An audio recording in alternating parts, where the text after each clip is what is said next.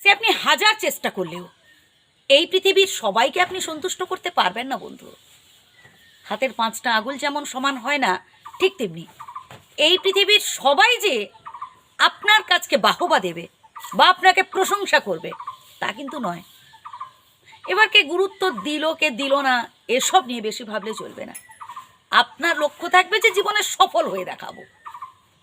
যেদিন আপনি জীবনে ভালো কিছু অ্যাচিভ করতে পারবেন, দেখবেন ওই সব সমালোচনা, ওই সব নিন্দা সব থেমে গেছে। যারা পেছনে আপনার সমালোচনা করতো তারাই এখন আপনার সামনে মাথা নত করে দাঁড়িয়েছে। আর এর জন্য কঠোর পরিশ্রম করতে হবে, জীবনে জিতে দেখাতে হবে, জীবনে ভালো কিছু অ্যাচিভ করে দেখাতে হবে। বহু মানুষ থাকবে যারা আপনার পেছনে নিন্দা করবে। আমরা অনেকে আছি লোকের কথা শুনে নাচি, লোকে আমাকে এমনটা বলছে, আমি আর এসব কাজ করব না। প্রিয় বন্ধু, আপনি 10 দিন না খেয়ে থাকুন তো, আজ আপনার কাজ ছেড়ে গেছে, আপনি একটা কাজ পাচ্ছেন না, জনে জনে সবার কাছে যাচ্ছেন, কেউ একটা আপনার কাজ জুটিয়ে দিচ্ছে। যারা সমালোচনা করছে, যারা নিন্দা করছে, তারা কি বিপদে আপনার পাশে আছে বলুন? তাহলে কেন তাদের ওই সব কথাগুলো কেন নিচ্ছেন? জীবনে জিতে দেখান, জীবনে সফল হয়ে দেখান, জীবনে ভালো কিছু করে দেখান, তবেই দেখবেন ওই সব সমালোচনা, ওই সব নিন্দা সব আউট হয়ে গেছে। 10 জনের মধ্যে দেখবেন 1 জন হলেও আপনার প্রশংসা করবে।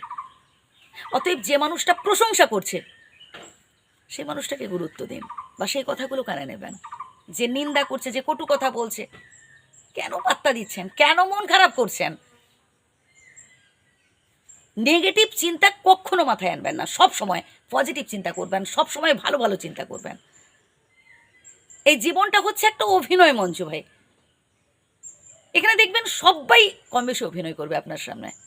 কেউ কেউ মিথ্যে প্রতিশ্রুতি দেবে, আবার কেউ কেউ দেখবেন বলবে, ভাই তুই এগিয়ে যা, আমি আছি তোর পাশে। তারপর আপনি গাছে উঠে গেলেন, আপনি যখন নামতে যাবেন নিচে কাউকে পাবেন না। এটা হচ্ছে কঠিন বাস্তব। আর আমরা অনেকে আছি তেলা মাথায় তেল দিতে পছন্দ করি। ভাই, যে মানুষটা হাজার যত্নের পরও আপনার দিকে ফিরেও চায় না, কেন ভাই তার পেছনে ছুটছেন? সময় ভালো চললে এরকম অনেক বন্ধুবান্ধব আপনার পেছনে ছুটবে। সর্বপ্রথম স্বনির্ভর হতে হবে, প্রচুর প্রচুর পরিমাণে অর্থ উপার্জন করতে হবে এবং সৎ পথে।